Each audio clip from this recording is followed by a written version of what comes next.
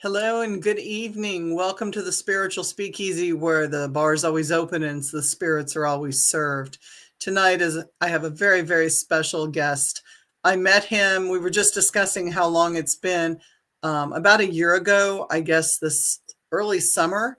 His name is Art Jackson, and he is a spiritualist. I consider him a shaman. He is a drum maker. He does fire walks, and I will bring him on stage so we can get the party started. Hello, Art. Hello. How are you? I'm just fine, hunky dory. Good to Good, be good. with you on the Spiritual Speakeasy. It is so awesome to have you. I'm so humbled. I tip my hat and my heart is full. I met you, and your energy is tremendous, and the things you have done and accomplished in life to me is just phenomenal. And I can't even, my journey is just really starting to build, and you've done so many things, and I'm just wide-eyed about it. So why don't you It's tell because the I'm an listeners? old man, I'm like No, 73, and it's you're not 73. you got to do something with your time, right? You are not 73. Are I you am. really? Are you really? So you're 10 years. I'm going to be 63 in April. So, I There you mean, go. that's not that far off. I mean, I'm a Time late flies bloomer. when you're having fun. It really I does. have had more fun in my retirement than I have had probably in my entire lifetime. Is it okay if I tell some circumstances about how you and I met at the Yes, uh, absolutely. Okay. Well, it's kind of an interesting story because Julie and I met on Friday evening as we were finishing setting up at the Enchanted, uh, what do you call it? Metaphysical and Expo. mystics. Yes, in Benton, Arkansas. And anyway, Julie and her husband Chris came by our booth, and I have some drums that I had up on the behind the booth, and she saw them. And yes, she picked out this drum. She says, "I have to have this drum." And I'm going, "Okay, well, you can have it. I mean, that's what they're here for to sell." And then I'm looking at Julie, and she's got this crow right here on her shoulder that comes up to her neck, and she's got the exact tattoo there that was painted on that drum. So I said, "Yeah, I would say that is your drum."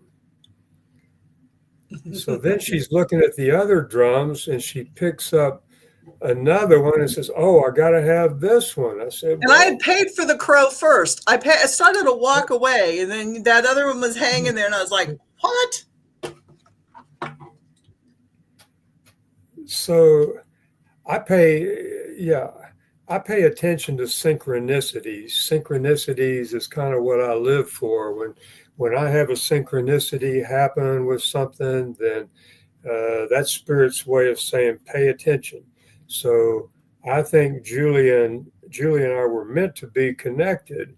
So she got this drum, and she can probably tell you the rest of the story. She went back to her hotel, and Oh my gosh. So I went back to my hotel, and I had been in the hotel, like I checked in around 3 o'clock in the afternoon. We had done a setup prior to that. Check-in was like 3 or 4. We went in, threw our shit in, left, went to the show, finished setting up, met you, bought the drums, go back to the hotel. It's what, 9 o'clock at night, maybe even 10 o'clock at night, because I think we went out to eat. And I get in the hotel, and I'm like starting to put my hometown uniform on, my PJs, and I look up, and this is like a Best Western. We stay cheap, nothing wrong with that. And there's like a little couch area, and then you walk into the bedroom area, and the little couch right above it is a dandy, like 3 little dandelion pictures. And then we walked into the bedroom, and off the wall, like, here's the bed, and there's like another little set of 3 dandelion pictures. And then here's this big, like, dandelion picture right there on the wall. And I had been in and out that door like how many times and did not recognize it. But the dandelion pictures matched my dandelion drum perfect. yeah, so she showed me that picture of the Saturday at the expo, and I'm going, wow, first the crow, and then the dandelion. You know, when you think you're having a spiritual experience, then I was always taught to look for confirmation. And to have the dandelion happen on top of the crow on the drum was just a double confirmation for me. So, It was crazy. It you wasn't, and it I, was absolutely crazy. yeah, whatever you and I are supposed to do together, I do not know, but I'm open to it. So when I she think said, there's still more things. Like, I think our yeah, journey's not over with. Oh, yeah, here it yeah. is. Okay. So let me see if Well, the I can. picture on your phone of the dandelion at the So hotel. here's, I don't know if, gosh, cameras are terrible. Yeah, yeah, you can see it. Yeah, So I can there's my see one drum, frame of it. and there's The exploded one there's I the can't see. pictures. It's There's there one now. set of There's the pictures. exploded one. Yeah, yeah, it's not like the drum. There's another picture. It's the, you can't, the color doesn't show up really well on this, Oh yeah, but there it it's is. like The the wall is picture of super the drum. gold, and then the pictures are black and white. But this is the big one. Let's see if I can get it to like rotate. I'm terrible with these cameras. Where the hell is my camera? Okay, there it is. Whoa. Yeah. Yeah, it's kind of washed You can't out with, there. yeah, now you can see it there now. Yeah, that's the best shot there because it's See, exact. So I didn't paint the pictures on these drums. I think I told you that. I made the drums, but I didn't paint the pictures. I contracted with a lady I met at the Hot Springs Gem and Minerals show last year, and she painted all the drums for me. And so, you know, she just showed me a picture of what she'd done, and I give her a big thumbs up on all of them because they were all turning out really nice. But yeah, there's the other one. Yeah. But anyway, drums are fun, you know. I It's just want to show off his work because his work is amazing. yeah, well, Blue Dog, still Blue Dog, correct? yeah, well, I go by Blue Dog. I had a dog named Blue years ago, and that's on my business card. And I got a flea market booth named Blue Dog. And when I set up at expos, I'm Blue Dog.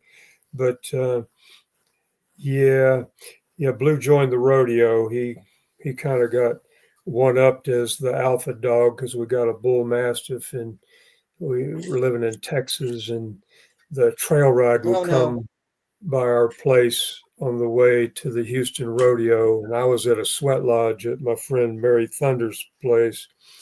And when I got back, Blue was gone.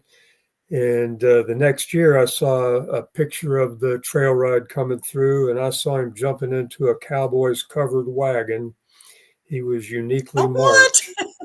So I always say Blue went away and joined the rodeo. It was his destiny. It was his Yeah, well, I guess, destiny. you know, And yeah. he's probably having the time Yeah. of his life too. What a thing Well, to do. Hi, yeah, it was, Carol. you Carol know, says hi, Julie horses, and Art. Hi, horses, Rebecca. cowboys, all like that. But yeah, we Rebecca do says, metaphysical, spiritual things. My wife is an internationally known psychic and healer. Her name's Starr Fuentes. You can probably Google her if you like to. We live here in Hot Springs, Arkansas, in a big 60-foot in diameter geodesic dome. Seats wow. 250 people. Yeah, we've been here for 18 years. We did a metaphysical church service every Sunday for 15 years of the 18 that we've been here. And when COVID hit, we quit doing the church service. And my wife's 86 now, and we've slowed down quite a bit. We're not doing near as much as what we used to, but we have two classes coming up this year. We got one next month in April. It's called the Underground Dimensions, and it's a 7-day long workshop that's in Mount Ida. A friend of ours has a retreat center there, a lady named Connie Eel. And what's it called? I think it's called the Forest Retreat Center in Mount Ida. Beautiful place. She's got all these tiny houses there, and she's got a teepee, and she has an underground house. And I don't know if you ever saw that movie with Tom Cruise about when the Iran-Contra thing was going on, and Ronald Reagan was funding the Contras by way of selling cocaine. And the cocaine was being flown into Mena, Arkansas, in the nose cap of the prop airplanes. And then it was being sold to buy weapons to fund the Contras, which were, trying to keep basically what they called the communists down in Nicaragua, which was the people, from having their own government. They wanted to put their puppet government in place. So anyway, this is the house where all those weapons were stored and where all that transpired. And Connie bought this house, but it's got a room that's underground. And so my wife teaches dimensions. Jesus said, in my Father's house are many mansions. Well, he could have said dimensions. So this is just one of them that we're experiencing here. But in different dimensions, different things take place. Like the seventh dimension is where you see auras, where you see the energy field around people. The eighth dimension is where you see from now through the past, where you can see people's past lives. And one way to do that for yourself is we do it with partners, where you sit and knee to people. You got the lights dimmed, you have some candlelight in the background, and you focus with soft eyes in between yours and your partner's eyes. And you call, the facilitator will be calling in the seventh dimension, where you see the auras, and you'll start seeing a pencil, and then you'll see more as time progresses. And some people are not as visual as others. I myself am a feeler, so I feel things. And, you're either you're a feeler, you're auditory, or you're a visionary, or you're just a knower. So you use all of your modalities when you're doing this dimensions thing. But as you call in the eighth dimension, then you watch your eyes of your partner there, and you start seeing these faces shift like this. Maybe they'll come and they'll stay, but most of the time they shift real quick. And the facilitator will say, well, see if you can see who this person was, what body they wore in a past lifetime. And so then you have a time of sharing and so forth.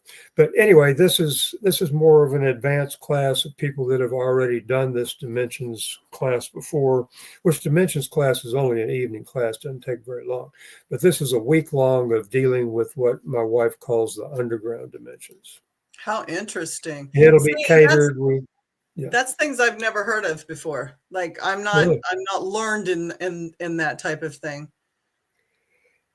Yeah, well, it's kind of second nature to me because it's been so long. The first time I had a reading with my wife, she did dimensions with me, where she sat and I focused on her eyes so that you can experience this thing.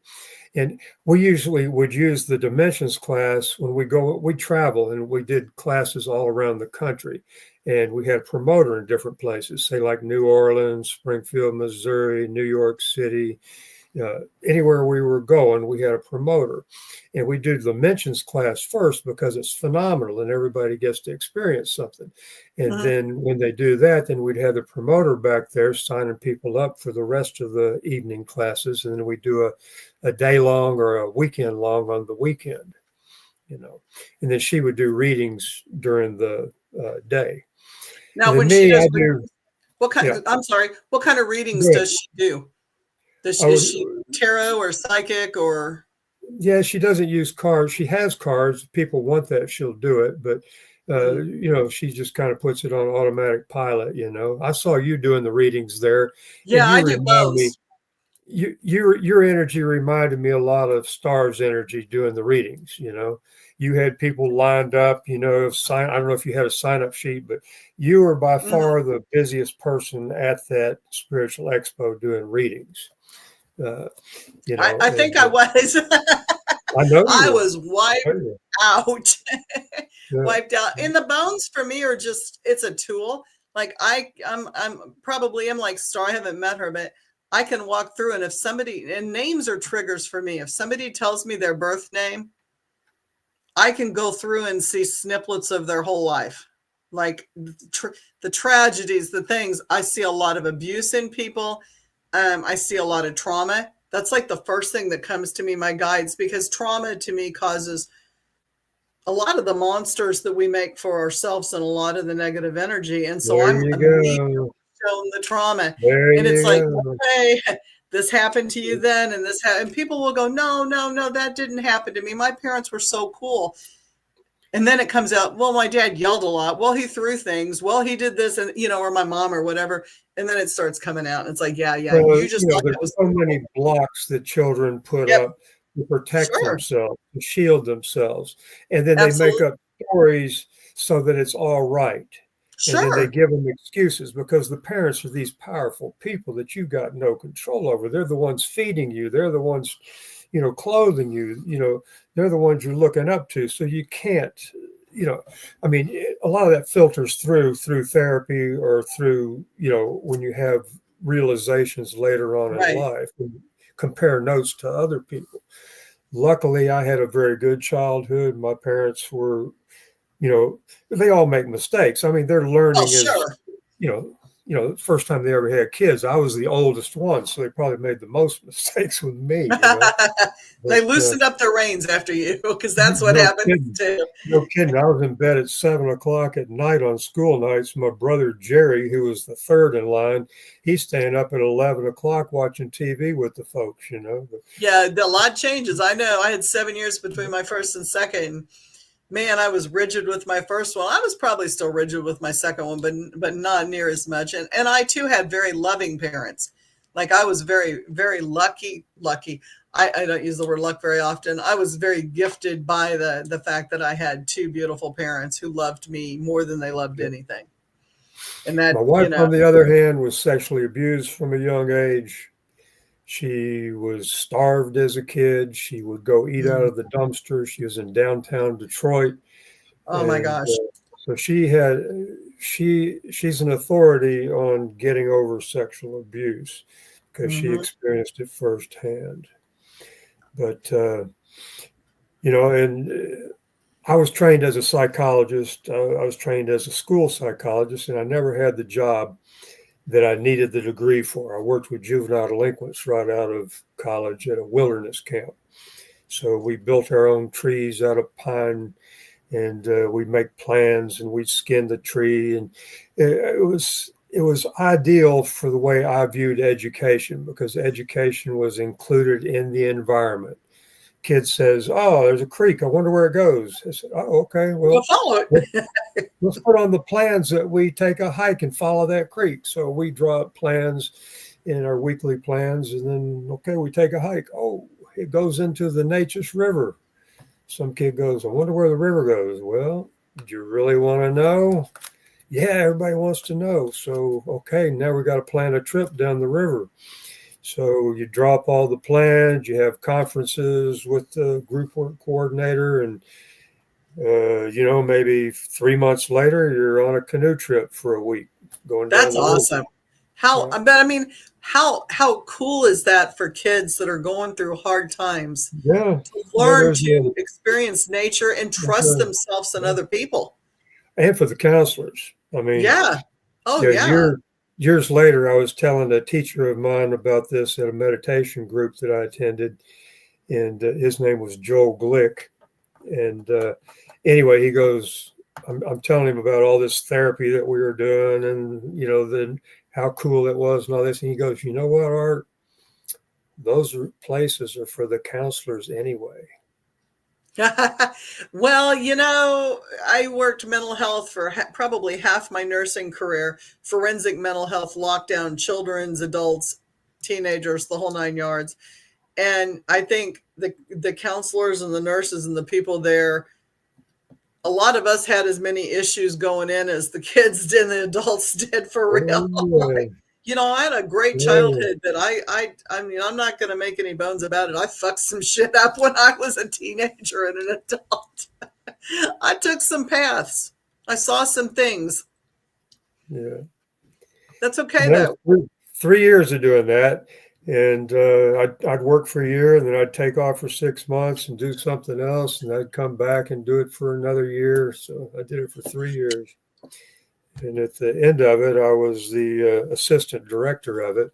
Started out as a counselor with the youngest kids, the 10 and 11-year-old kids.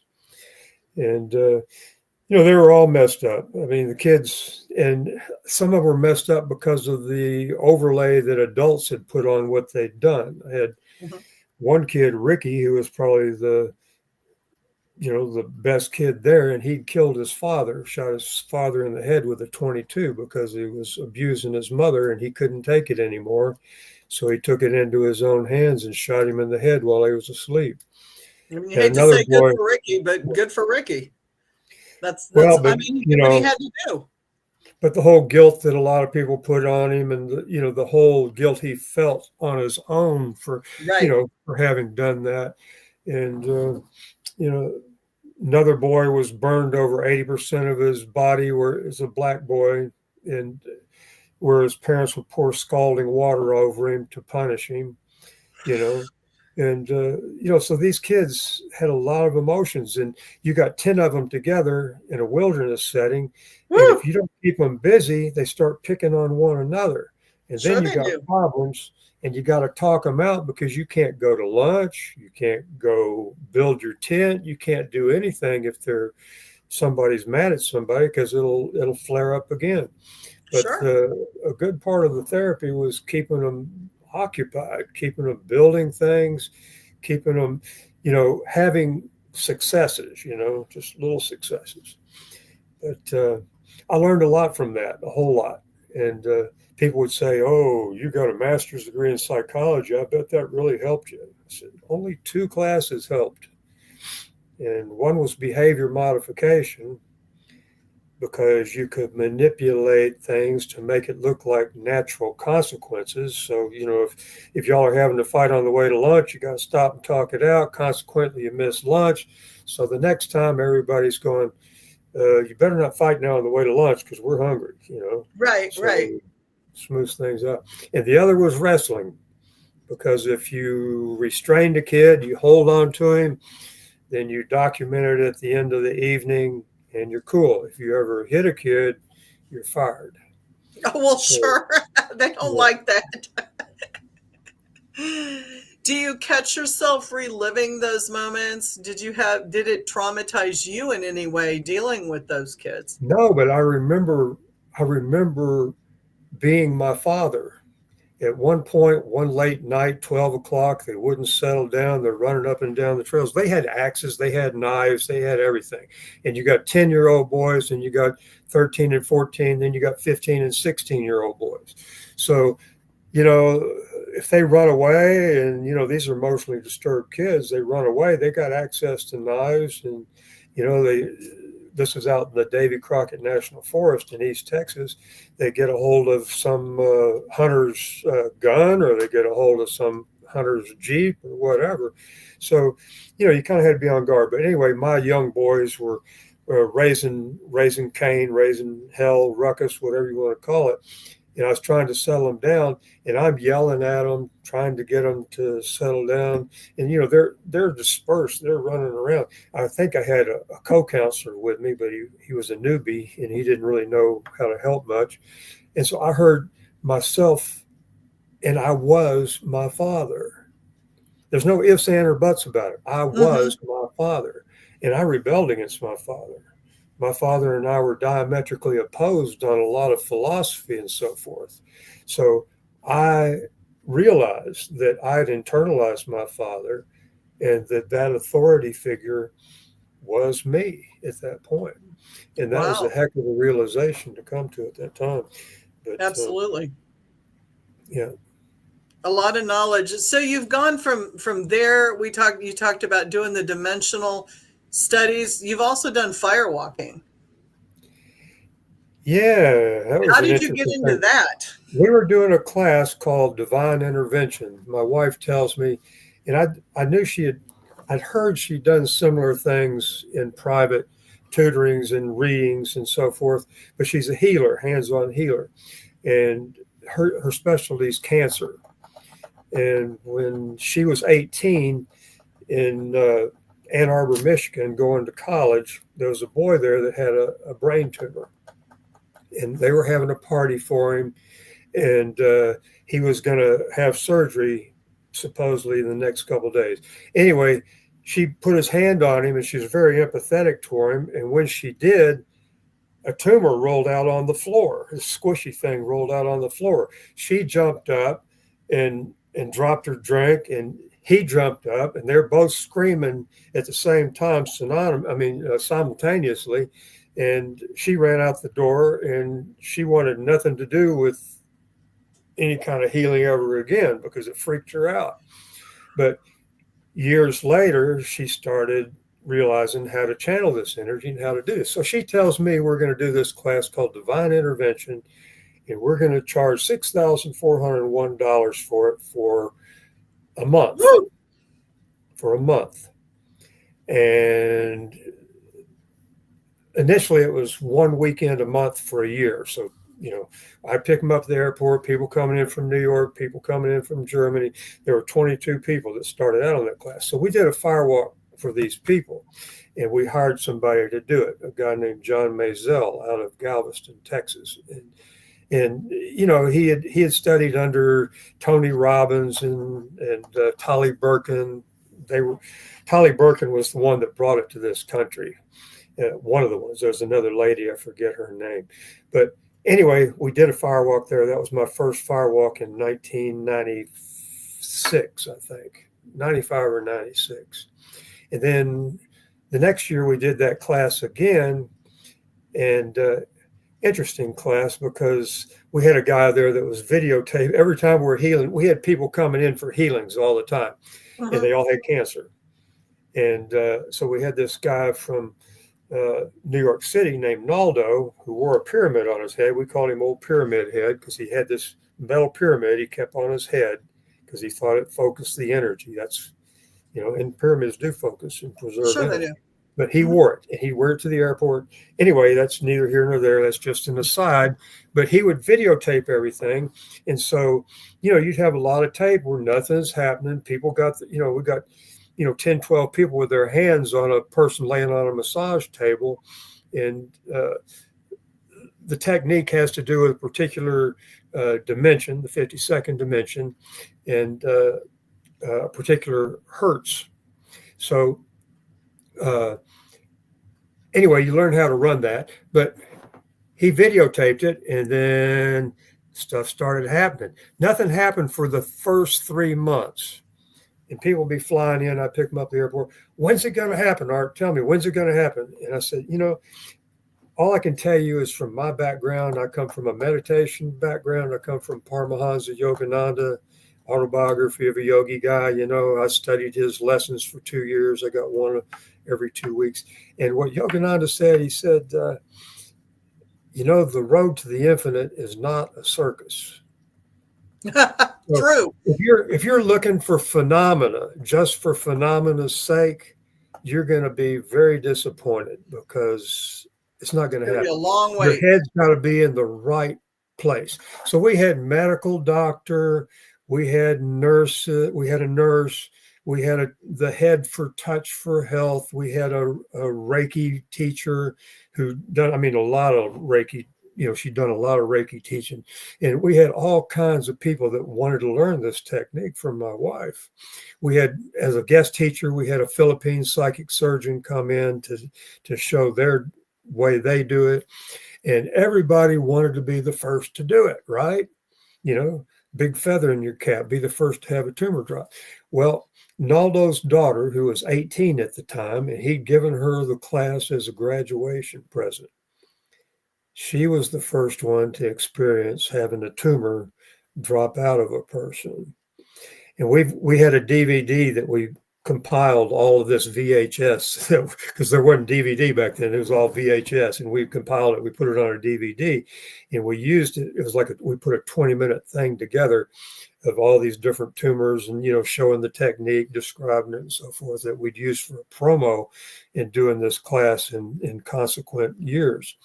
And then we trained people to do it. You had to take the class a second time as a assistant, and you didn't pay for it a second time, but then you could teach it.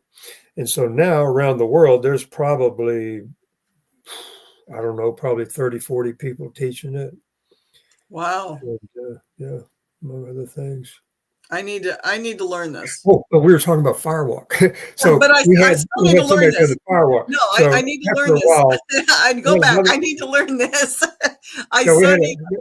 Are we yeah, that's teaching more the interesting classes than the still? firewalk to me. But the firewalk never gets boring because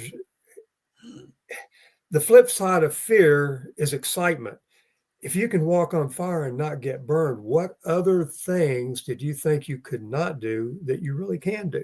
That you Absolutely. just limited yourself by putting your blinders on, Oh, you know? So anyway, I started doing the firewalk because I'm going, shoot, this is my house. I'm running the energy. It ended up, I was holding the space for it anyway.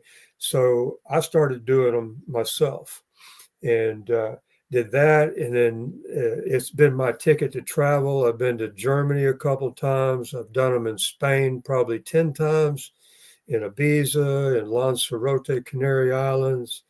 I've done them in Italy. I've done Hawaii, Alaska up on top of a glacier, uh, Portugal, and Japan, and then several states here. I did quite a few in Texas. I've done in Arkansas, Louisiana. Used to do a group of 250 people in Allegan, Michigan. They had a monthly. No. In July, they had a yearly thing. It was for Young Living, the ones with the essential oils, the biggest yeah. network marketing thing for essential oils. Anyway, Mary Hardy would have me do one there, and we'd have 250 people there. First year we did it. Out of those 250 people, I think 16 people decided they were going to firewalk. So it was like a carnival experience. You got all these people sitting around, and I got my little group of 16 people building the fire. I like to use cedar because it makes a real fine coal. You don't get them caught in between your toes like you do oak. But Ooh, you got a ooh, big ooh. stack, you got 4 big stacks of wood, and then it burns down. And while you're doing it, you're drumming, you're drumming, using rattles, blowing a flute, making noise, and you're interacting with the fire. You develop a relationship with the fire. The fire's the teacher.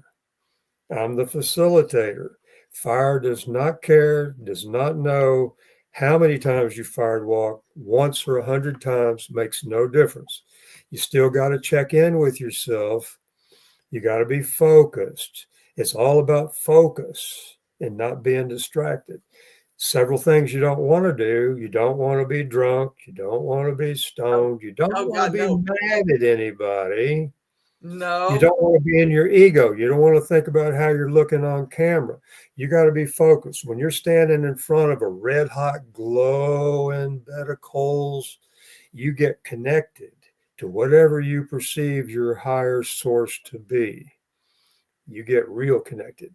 And at It's that that point, moment. Like you're living in that moment. You can't do you're past, very much future. in the moment. You have And to at be that right point, there, tuned in. it doesn't matter if you walk or not at that point because you just made that connection. That's what I go for. And it's like peeling away of an onion. You go, oh, I've firewalked one time. I don't have to do it again. Well, you don't have to. You got nothing to prove. You didn't have anything to prove the first time, Mhm. you know? No. Well, you're not Teenagers, doing it to prove anything. That's not why you're doing it.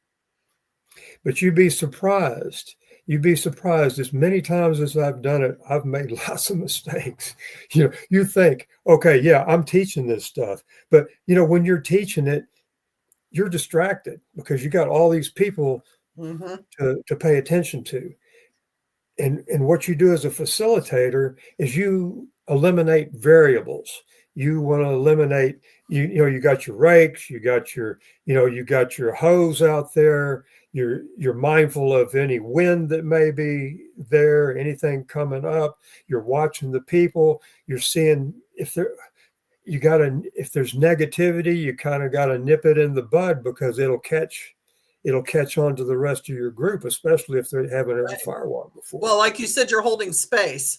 And for those Yeah. listeners that don't know what that is, depending on what your spirituality is, I mean, if you're craft, you're calling in the watchtowers or the four corners. In yogi or yoga, you may just be calling in your space and calling in positivity and the spirit of the divine to bring love and peace to everyone, your neighbors, yourself, your neighbors, your city, or, on and on, the people in the room. It can be anything, but you're holding space. You're keeping it clear, like you said, of the negativity, of the distraction, trying to get people to focus on the here and now, not the fear, but the connection. And you're overseeing all of that as the person that is watching over everybody. Yeah, and what I'll do before we actually do the fire walk, while the fire's burning down, I'll have them step aside away from the fire, and we'll do a mock fire walk. We'll say, okay, the fire's right here. We're drumming. Okay, everybody has a chance to rake out the coals. We're going to chop them up with the tines of the rake, and then we're going to flatten them down with the shovel. You want them flattened down so no stray coal gets caught in between your toes. I got a thing of water over here in case one does. You can step in the water. And so then we demo it. We show them how it's done. You're not running across the coals. You're walking in your power. And there's a few ways to do it. I mean, you can visualize that you're walking on cool green moss if you're a visual person. Or if you're a feeler, you feel the cool green moss, which is pretty easy to do because a lot of times you'll be on a grassy place and the grass will be cool and green. So you've got that. But what I choose, and some people who are visionary, they'll see a path through the coals, and so they'll take that. But no two people are exactly alike. But what I like to do is take a point across the way. If there's a light across the way I can see, or if it happens to be a full moon, and I'll just focus on that. I'm not looking down at the fire at my feet, but I'll focus on that and then walk.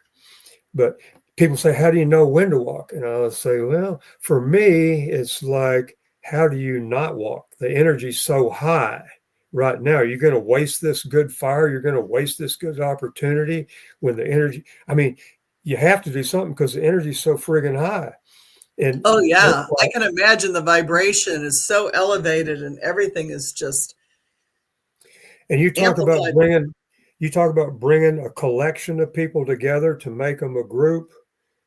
I've never seen anything that works any better. If you're doing a week-long or a month-long seminar, one way to get them to pull together to be cohesive is to do a fire walk, because they just went through something that I don't know what percentage of the population of the earth has ever done. I don't imagine it's a very great percentage, but you've just joined. And when somebody walks across the fire, everybody gives them acknowledgement. You're not just concerned about yourself. You're acknowledging that somebody just did something, that they broke through. It's like breaking through a wall. It's breaking through a barrier. Sure it is. Absolutely. Yeah. What a tremendous thing. At the end of it, I usually close with a little saying, and I say, you just did a controlled fire walk, but the real fire walk's out there in the real world. When you're confronted by someone who doesn't like you or wants to do you harm or wants to downgrade you, or if you're feeling like you're nothing, think back. You walked on fire. You overcame that fear. What other things did you think you couldn't do that you can do? You're a fire walker now. You can do anything you choose to do. So we have fun with it.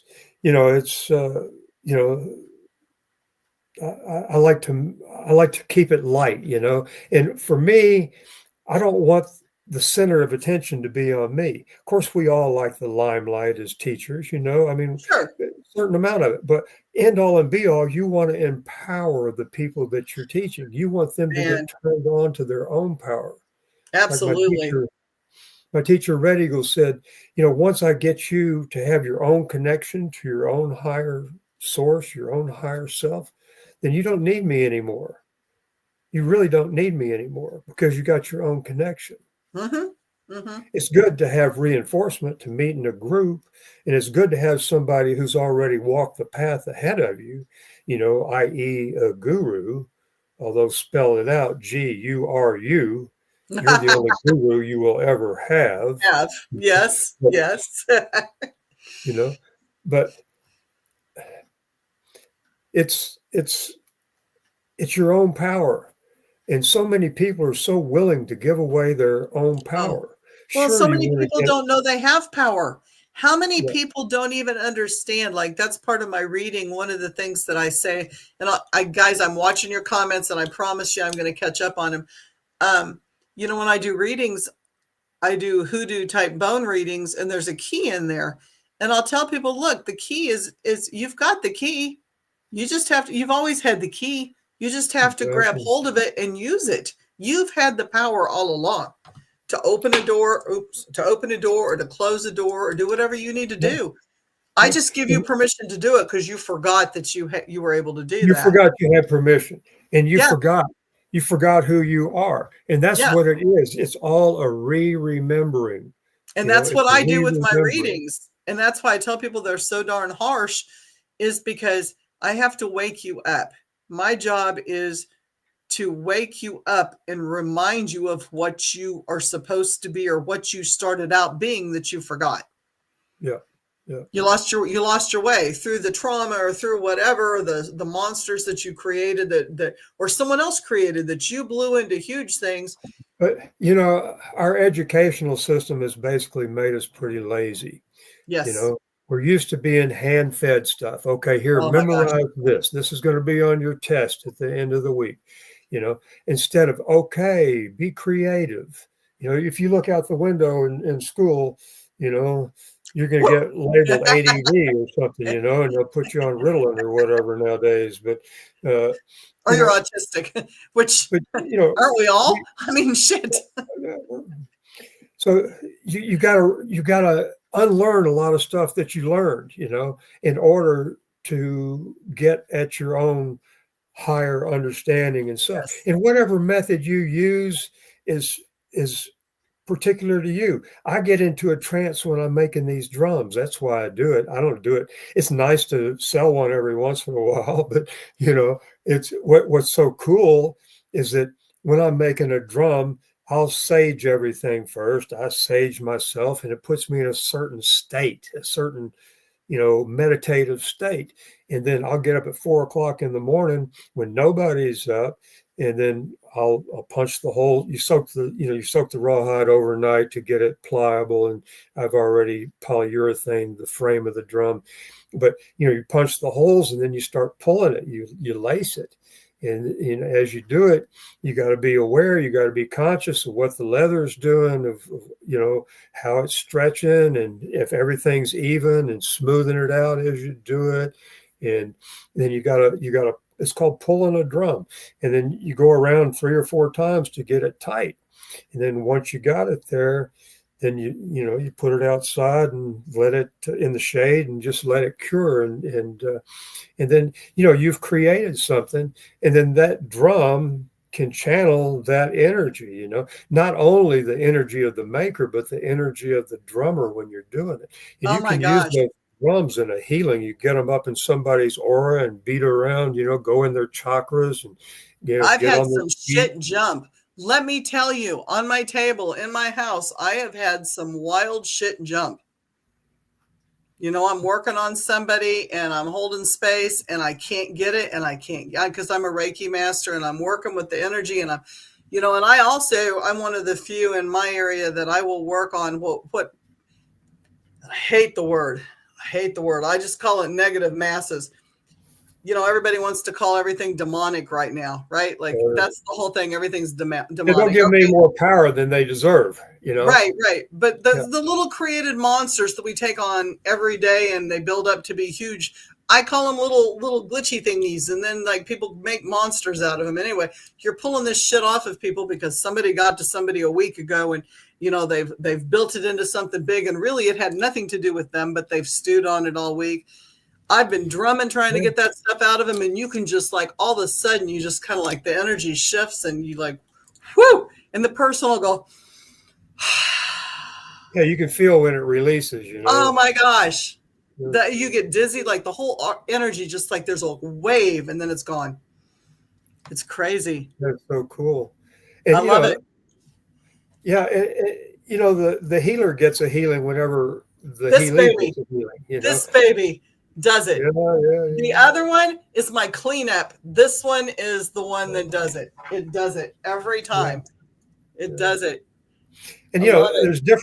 there's so many different tools you can use, and the reality is you don't really need the tools. The tools are for the client, basically. Right.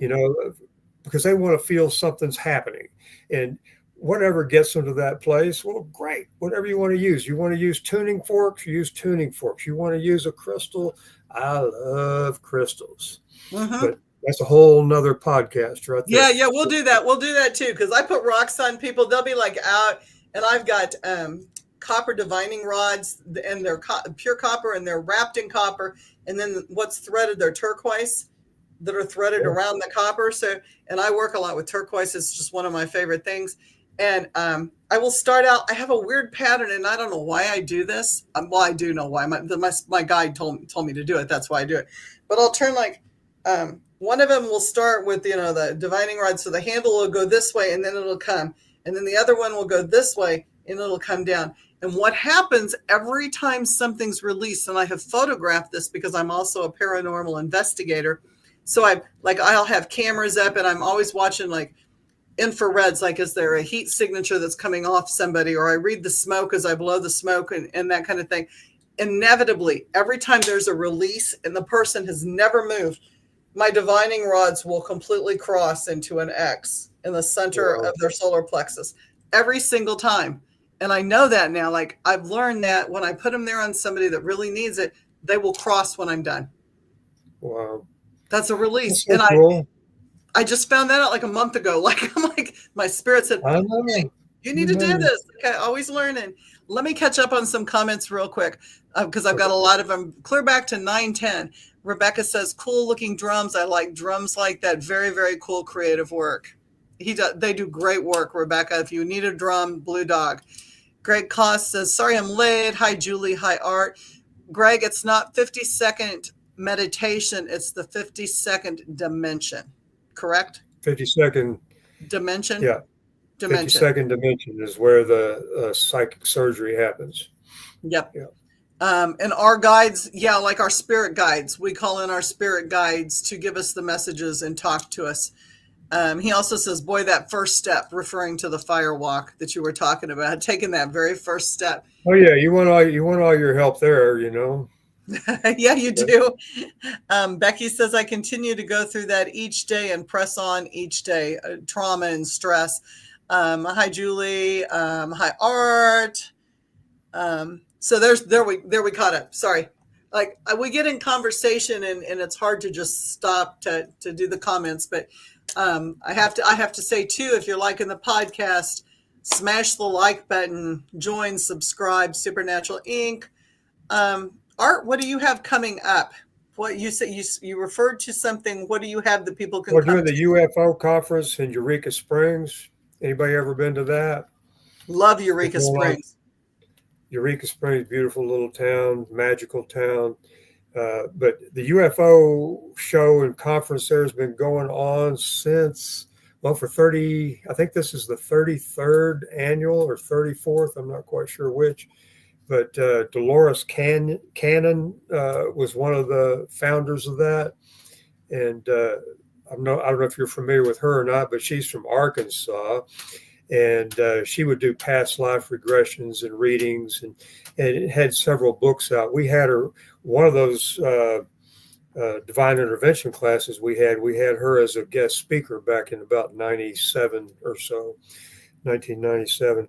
But anyway, my buddy Richard Tucker and I will be setting up the Blue Dog booth there, and we'll have crystals and various semi-precious gems and minerals. I got Native American jewelry. I, of course, will have my drums, and I've got all kinds of little interesting things to purchase and whatever. But it's not all about selling stuff. It's all about the people you meet and the connections you make. But, absolutely. Oh my gosh. Yes, absolutely. Greg wants to know, where is Eureka Springs? It's in Arkansas. Yeah, northern Arkansas, close to Fayetteville. I'm in Hot Springs, so it's about a 4-hour drive from here. but a beautiful drive. You go up to Russellville and then cut over on 40. And then I don't know what it is, 36 or something like that. It's called the Pig Trail, winds around. I mean, the Yep. most windy road I've ever been on in my life goes into Eureka. It's But beautiful though. magical Oh my little town. gosh. I love Eureka. We hung out. We had a show in Eureka Springs. It was not the geez, I just drew a blank. The Enchanted. metaphysical, it was not the metaphysical and mystic show. It was way back when Kansas City Spirit and Paranormal was around, and we went down there to do a show, and we ended up hanging out and eating and drinking at a little biker bar in a corner, and Oh, yeah. people were doing There's, karaoke, and it was like so much fun. We spent hours.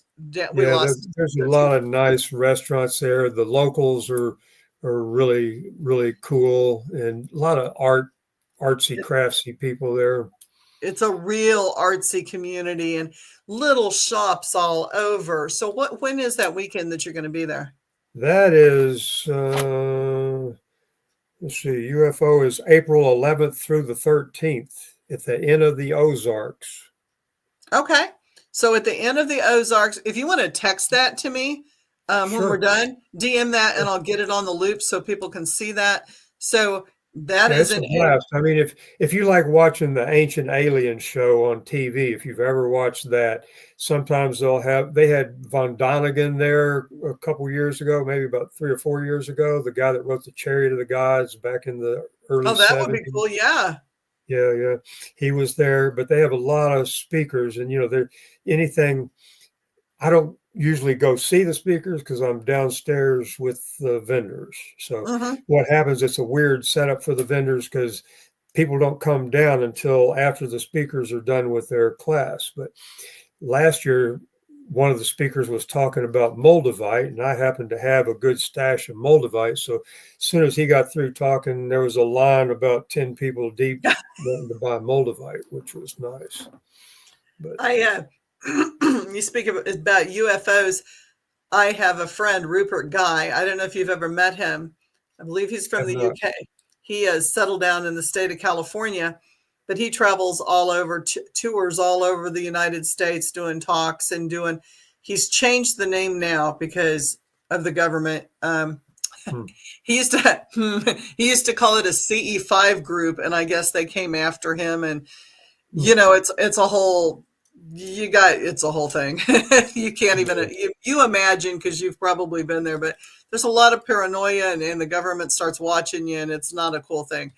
But he would take groups out and do contact with aliens, upper dimensional beings, other dimensional. He Yeah, did well, do. there's different schools of thought on that, and to me, I never felt any negativity from what Mhm. I considered UFO experiences. I mean, you know, I He used to didn't belong. either. He didn't either. He found a lot of love. His whole thing was come in peace, and we are here to greet you in peace. Yeah, even ascended masters. Some of these UFOs are as big as a football field or several Sure. football fields. And they're interdimensional crafts. So, people think, okay, well, they can go really fast. Well, not only that, they can jump dimensions. That's why they're here and they're gone. They're Right. just boom right there. They're just here and gone because they're interdimensional. But I used to belong to this group called Mark Age. I had a teacher named Red Eagle. He was an Indian medicine man, half breed for 18 years. I was at his meditation group every Wednesday night for 18 years. We'd sit down at 7 o'clock in the evening. And if I was out of town, I'd sit down wherever I was to tune in with the group. And, we do things with local people. We do healings on people and so forth too. But we always had this meditation. And, it was interesting because Red Eagle had been with Timothy Leary and Dick Alpert, Alan Watts, Art Woo! in the Castelia Foundation when LSD was legal, when Harvard, they were up in upstate New York, Milford, New York, and it was legal. And, they'd take the LSD and they'd go on a trip. You were guaranteed an out of the body experience whenever you took LSD. That's why it was called a trip. You would Mm-hmm. leave your body. So anyway, that all came to a big halt when they made it illegal. But he said about 60% of the people benefited and about 40% did not. Because imagine you're out of your body, you can see all 360 degrees, you can imagine where you want to be, and you're Oh, there. yeah. And so you're thinking, okay, I'd love to stay in this place. I got this body down here. How am I going to stay in this place? Well, I can do in the body. So Art Linkletter's son jumps out of a third-story window and commits suicide Yeah, while he's that was high on tragic. LSD. He did in the body so he could stay in the astral plane where he was. But they all wanted to turn everybody on because they thought they could elevate human consciousness, by, what would take evolution several thousand years to do. We're but, you know, you can get there by meditation. When you're Sure. reliant on a substance to get somewhere, it becomes a crutch. It becomes, I know people that do ayahuasca. I know people that lead ayahuasca ceremonies in Hmm. Brazil. Hmm. And I know people that have gone down there and they've done it and done it and done it. But the plant, from what I understand, from The what I plant can, will regulate you. It will back you off. the plant becomes the master. You know what I mean? You cease to be the master and the plant's the master. So I'm all for it if you do it as a way to see what's available. And then you Yes. go through the meditation, which is the tried and true way, and which is going to carry over from this life to the next. Hmm. But for a way to know that, okay, this is there, this is available, it's a great eye opener. But you Right. got to be careful. I mean, drugs are a trap. I mean, no matter what they are. But Absolutely, they are. And they open gateways to things that you may not want opened. exactly, You it's know, a like way. I've done psilocybin and I'm very careful. I do it under ceremony. I have a total respect for it.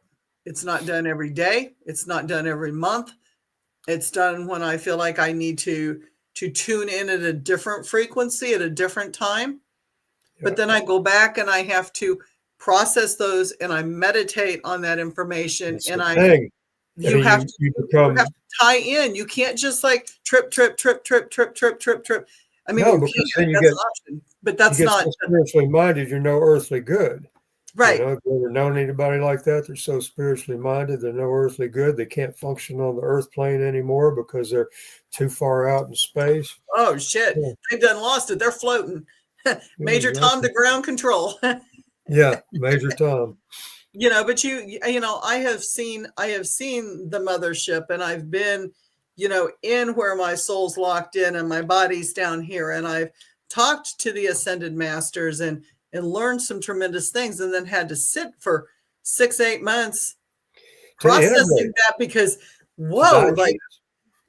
like you can't go back and unsee that. It's everything that you've been taught is a lie. Yeah.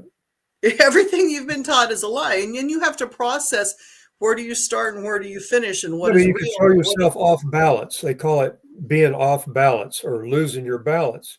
Mhm. And they say that the spiritual path is like a razor's edge. And like to quote Jesus, he said it's like going through the eye of a needle, like a camel going through the eye of a needle. If you're a rich man to get to the kingdom of heaven, you got to stay focused. Your Yes. spiritual life has to be the most important thing to you. Sure, you got all these other things in the earthly plane that are distractions. You got romance, you got uh, cars, you got whatever sensual pleasures there are with these five senses that we're so in tune to, these five gross senses. But there's finer senses that can be developed as well. And Mhm. we were trapped here. We're spirits having a physical experience. Yes. And we were trapped here. We came here to experience this stuff, and we stayed here. We were so attracted to our senses that we stayed here. And so it's been incarnation after incarnation trying to get back to where, we have the freedom, where we're spirits, where we can enter into a body in some plane or some planet, and Yeah, we we can don't have to experience stay that. here. We don't have to Yeah. stay in this plane in this existence. But there's this karma that's been set into motion. There's these action reaction things. This is third dimension. It's an action reaction planet. So, you can count on it. You step onto a boat, and when you step onto it, there's going to be a reaction. You throw a pebble into the water, you're going to see a reaction. So if you do good deeds, you're going to get it back. And not necessarily from the source that you gave it to. Everybody expects, okay, I gave this person this, and this, and they don't give a shit. They don't care. They're not giving me anything back. It don't work that way. Nope. It's going to come to you from left field. Somebody where you don't even expect it is going to give you the reward. It's in yoga, the yogis teach you, the gurus teach you, we should remain unattached to anything. We should not attach ourselves to anything. We become so desireful, and what we desire, let me rephrase that. What we think we desire is not reality. We have to first have discernment and know what is real and what isn't real. What is a trap? Desires actually lead you. They lead you into the place where you're going to get your lesson one way or the other. Yep. Desireless is the place to be, except for to move higher. But people, I'm talking about myself too, because you're sitting here meditating and going, okay, I'm going to turn off the thought. I'm going to turn off. And then you have another thought. Then you have another thought. Well, it doesn't quite work that way. You notice the thought, and then you come back to your focus. You're focusing on your third eye. You're watching your breath go in and out. You just keep coming back. You keep pulling it back like a wayward child. The mind isn't the driver. The mind's the horse, and you're the driver. The soul's the driver of it. And we come to realize that we're not this body. We're not this flesh and bones that we've identified with. When you go to sleep, do you still have the same visual of your body the way it is? Maybe not. When you're asleep, you're doing all these different things. You sometimes you'll have this experience where you're astrally traveling, and you'll wake up with a jerk like this, that you're being pulled right back into the medulla here, what the yogis call the mouth of God. You're being pulled right back into this part right here, and you'll jerk, when you come back into your body. So we all astrally travel when we're sleeping, but to do it consciously when you're meditating is a different deal. Right. There's so much that we don't know or we have forgotten, and gosh. But it's the ritual that you have. It's the discipline that you have of doing something as a practice. When you get up in the morning, have your tea, have your coffee, and then read something spiritual, then do your yoga exercises or whatever you do to stretch out, and then sit down and meditate before the world rushes in, before the phone starts ringing, before you get distracted with a myriad of other things. Oh my gosh, yes. You do it day after day after day after day, when you're home, when you're traveling, and it doesn't happen overnight. It's something that happens over a period of time. It's like building something, and then one day you go, oh shit, look where I just went. Just look where I went in this meditation. Look at the marvelous things that are happening to me. And if you give 25% of your energy to finding God, then the higher ascended masters, your guides, they'll do Jesus, the saints, they'll all do the other 75% to make sure you get there. Sure they will. But you got to put out your 25%, which doesn't seem like a lot, but it is. It is. And remembering that, for me, like I lost that, you and I, before we came on screen, you asked me how my knee was. And that was probably the worst part of the knee. Like pain. Yeah. Every night it's pain. It starts at 5, like just like sickness, when the sun starts going down, people start getting weird, like if you have a child that's sick, in the evening, it's always worse. Nighttime is always harder. The darkness always brings forth a lot of weird things. Not weird to probably us, but if you work in a hospital or with people, things get a little strange at night. And the full moon too. Don't forget the full moon. We had the full moon. We had the eclipse. We had the 7 planets or the 7 things line up. It's been a whole, and then we've had storms that moved through that were like killer, literally. I mean, it's just been horrendous, and earthquakes.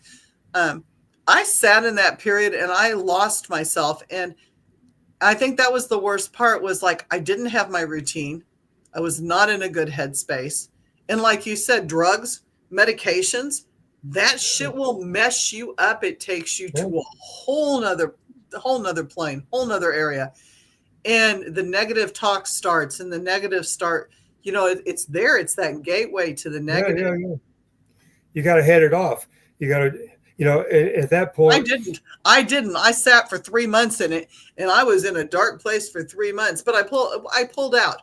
Like my spirits came, and my husband rallied. Like my husband's, you met Chris. Chris is just a godsend. He's like my heart and soul. And, every day he was there for me, and we pulled through it and cleaned up and got out. And I'm not going back in that hole anymore. Lesson learned. Woo. They call it the dark night of the soul. And there's degrees of it, and different times you go through it. And then on the other side of it, you need the dark and you need the light. There's a contrast, and you can't have one without the other. And I think you forget, and sometimes you get sent back. Like, I think there were things that I needed to remember about myself, and I had to spend that time there, because when I came out so much better than I was before I went in. Like, there were things that I had forgotten I could do. There were things that I didn't know I could do. There were things that I didn't know I could talk. Like, it was a whole opening up thing. So I had to sit in that dark place to learn kind of about my past that I had forgotten. And, people are praying, give me this, and wanting God to do it all. Well, you got to put forth the effort too. Oh, shit, yeah, you do. Yeah. A simple little thing is to do affirmations. Make up some affirmation, or get Yogananda's scientific healing affirmations, which I've given out so many copies of it. It's like $1.98 book, but he's got all these healing affirmations. And you use your subconscious mind right before you go to bed. You're going into the subconscious. You're going out of the conscious into the subconscious. So right then you're going to repeat, every day and every way I'm becoming more and more of my true self. Simple little thing. Say it out loud, and then say it in a softer voice. Every day and every way I'm becoming more and more myself. And then just whisper it. Every day and every way I'm becoming more and more myself. And then go to sleep. The subconscious just got impressed with that affirmation. Then when you wake up in the morning, you're coming out of the subconscious into the conscious. Immediately do your affirmation then, the most powerful time. It's just like, the twilight when the sun's setting is a very powerful time. Yes, and it is. The morning when the sun's rising is another very important, powerful time. Both good times to do affirmations, to do meditations. But be relentless with it. I mean, if you have to get over something, I remember a breakup years and years ago, 40 years ago, maybe longer, a breakup with a woman. And, I was torn apart. So I started with affirmations, and, a week of doing it and I was fine, but I was pretty messed up before I started the affirmation. It's a slippery slope too, because you catch yourself going down. And you're like, okay, it's just this and this and this. And you make excuses for it. And then pretty soon you're so low, like it's really hard to pull yourself up. And then the pity rolls in. It's like, why me? I can't do this anymore. Like, it's all negative. And you just sit there and you've got people rooting for you. But like you said, if you're not willing to do the work. And a lot of times we like to wallow in it. Oh God, yeah. Because you want everybody to come in there with you, see how bad it is. Oh my gosh. Confirm for me that it's as bad as I think it is. Oh Lord. I don't want to do that again. I want to be happy. I want to be peaceful, and I want to be happy, and I want to be joyful. And I am now. Like, my knee hurts, but you know what? I'm going to have aches and pains, whatever. I try to think about, like, that's no different than, needing to pop your thumb, or needing to pop your neck or something. Something's just a little out of kilter. It's going to get back in. It's going to be fine. A lot of times you ask it, what have you got to teach me? Yeah. What, dealing with cancer people, what does the cancer have to teach you? When you're talking about cancer, think about it. If you break down the syllables, yes, I can, sir. Yes, I can, sir. So a lot of times what we've found is that people have cancer or people that can't say no. They don't have a firm boundary. They don't Yes. have a firm no. If somebody will ask them to do something and they really don't want to do it, but they capitulate and they do it anyway because they're that kind of person. They'll do anything for you, but they don't have boundaries. They let people walk over their boundaries. Mm-hmm. But That's cancer's like, interesting. I'm sorry. Go ahead. yeah, that's kind of the point I was making. But cancer has something to teach you. So Yes, it everybody does. you want to fight cancer, fight cancer, fight cancer. Well, why not ask it, what have you got to teach me so that you can leave, and sit down and think about it, write down some things. Well, what am I learning from this? What has cancer got to teach me? What was I doing that gave me this condition? Yeah. Whether it all originates in your thought. Everybody thinks it's diet. Well, yes, it is your Yes. diet. But it's But also anger. And it's anger and it's anxiety right and here. They originate in your head, and change your thinking, and you can change your life. Yogananda and his guru Yukteswar said that, if you're ill, don't give it a whole lot of attention because an unwanted guest will leave. My son does that. My son has, and I think I've told this story. I may not have told this story on the podcast. My son is 34, going to be 35. And he had, I want to say it was 2018, he was diagnosed with liver duct cancer.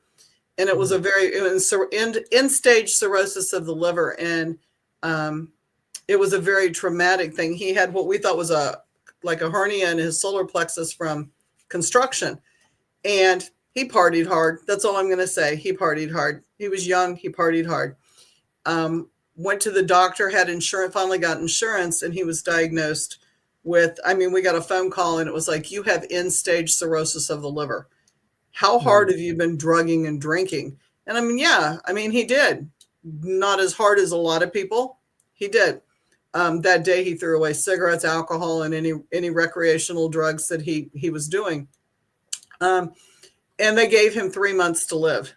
And it was a very rare cancer. It's a rare women's lung cancer that somehow developed in the blood ducts of his liver. And they gave him 3 months. And a year and a half, almost 2 years later, he had a liver transplant. And this is a very quick, bizarre story. They put in the wrong liver. When they harvested the body, and liver's the only forgiving organ, but when they harvested the body, almost all, I believe all the organs went to this particular hospital, which will remain unmentioned.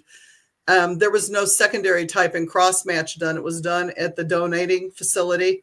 It was done incorrectly because the person had bled out and they had typed and cross matched after the entire blood bank had been emptied into them. So the type and cross match was incorrect. So rather than biopsying the liver to find out exactly what the type was, as well as the other organs, they all skipped that step. The heart transplant receiver died. The kidney person failed. The lung person went into shock.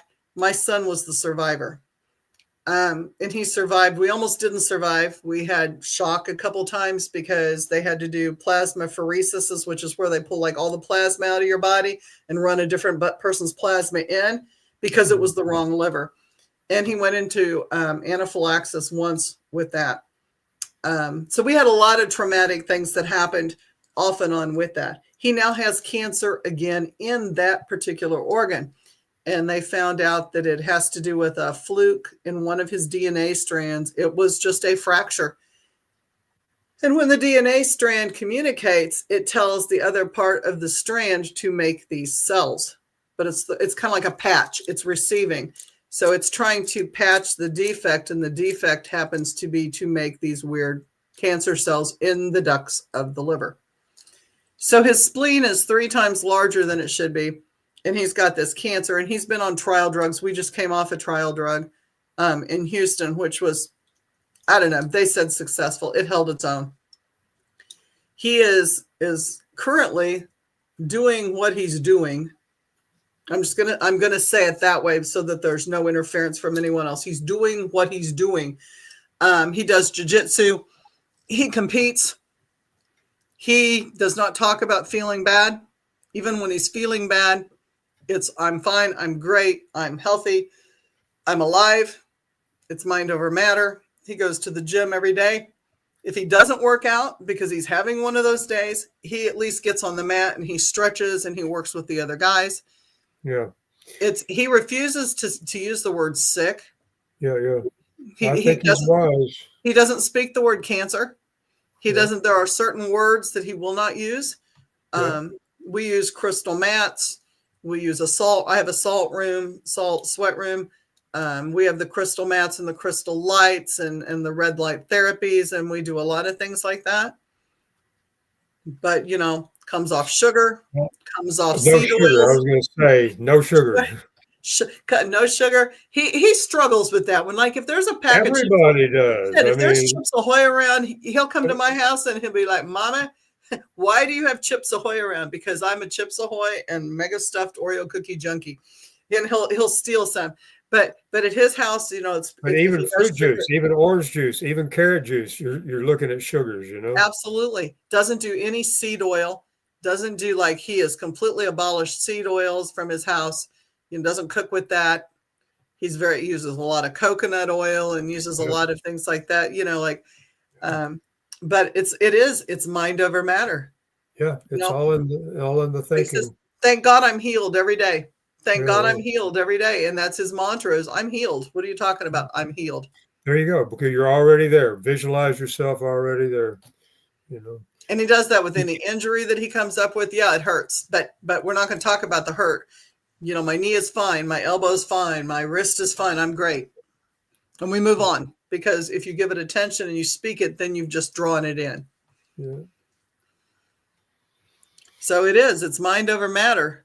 Yeah. Well, I wish him the best and hope he keeps on doing what he's doing. And, it helps when other people hold that visualization for someone as well. In our meditation group that we used to have on Wednesday nights, we'd have requests, people need this. And if you knew that person, then you could see them better because you already knew what they look like, and you visualize it. I remember one time a friend of mine, Sonia, was pregnant and she was getting ready to have her baby and the baby presented breech. Oh. And so we're there at the meditation group and she's telling the group this. I guess there's about 20 people there. And this is, let's see, how old am I now? This is 40 years ago.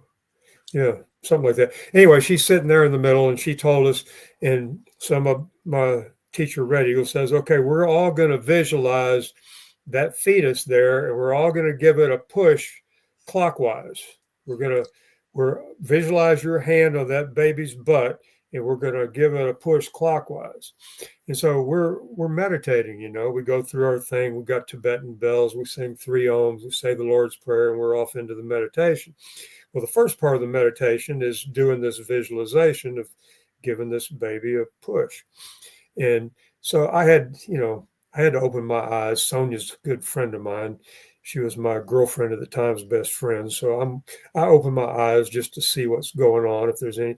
And Sonia's over there, her eyes are wide, and she's got her hands on her stomach, and she's feeling it, Oh, wow. And, yeah. So anyway, she goes in the next day, and sure enough, the baby's turned around head first.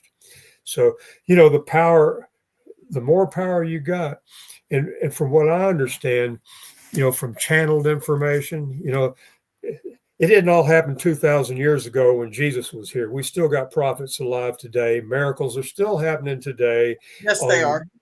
Even a greater basis, because like he said, when I go to the Father, you'll do things like I did and greater things you'll do. Just ask it and we'll do it.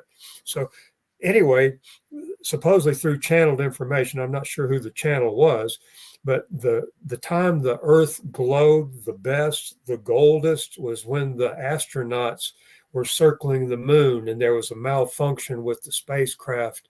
and we didn't know if we were going to get them back or not. I don't know when. This was the early 70s, I think it was.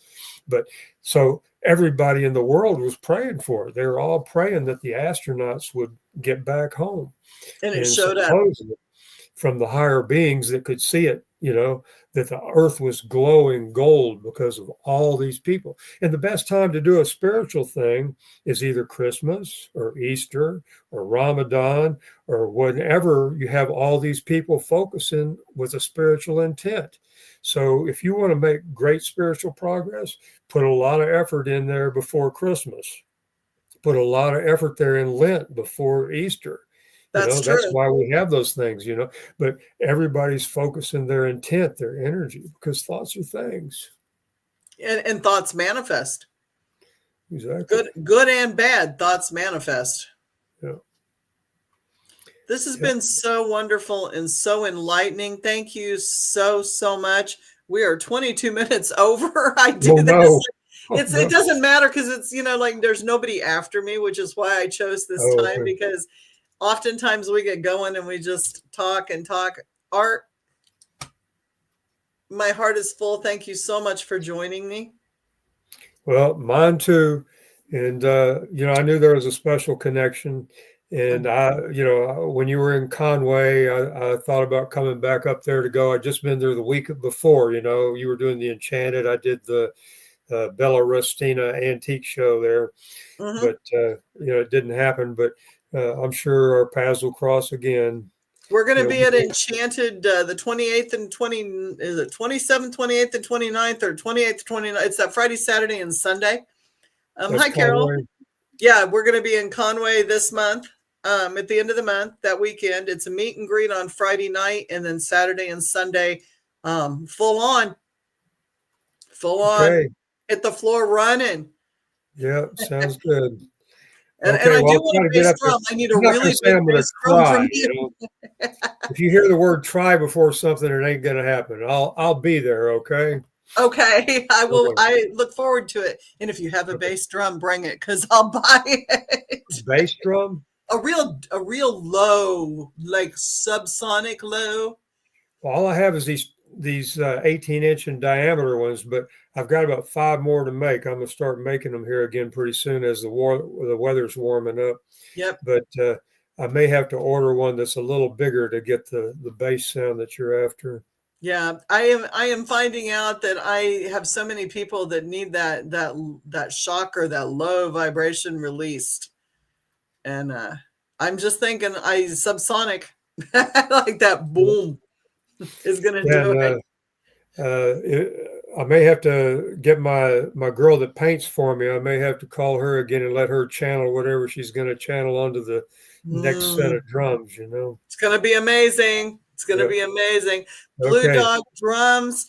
Art Jackson is who I'm speaking to tonight. You can check him out on his webpage and Blue Dog.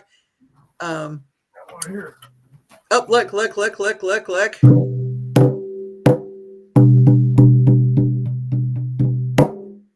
And for those that didn't see, that tuned in late, because I have some people that like have other things going on, other podcasts and stuff. This is one. I didn't bring my mallet, but they each are different. Everything's just like snowflakes. They got a different personality, different characteristics. Got one more I'll show you, because for those of you that missed it. Yeah, that's the one that matches your tattoo. Yep, I love that one. Yeah, the crows come visit me every day, right across our driveway here. I put stuff out for them, and they come every day and they caw and let their buddies know that there's something there. We had 2 bald eagles playing above our house today. Cool. We had ice probably about a month ago. We had ice and snow here in Missouri, and it bent. We had so much, and the ice with the snow was so heavy it bent my gutter down. So my husband was up on a ladder, like trying to screw the gutter back in because it dipped. And he comes inside and he goes, "You got to come out here. You got to come out here right now." So like I'm hobbling out there, and I get out there, and there's 2 bald eagles that are just like, they're just playing, like they're just, it's like a whole thing. And they danced and they flew. It was absolutely gorgeous. And then they flew off to the river which is just like 2 blocks over. So it was beautiful. It was just, Be sure and tell Chris hello for me. I will. I will. Again, such a pleasure. You guys, thank you for joining us. Hit that smash button and like. Go to Art's page, like him, Blue Dog, and we will see you again next Sunday night. And I thank you so much, Art. I'm going to bring you down and turn off the show. Okay, I enjoyed it.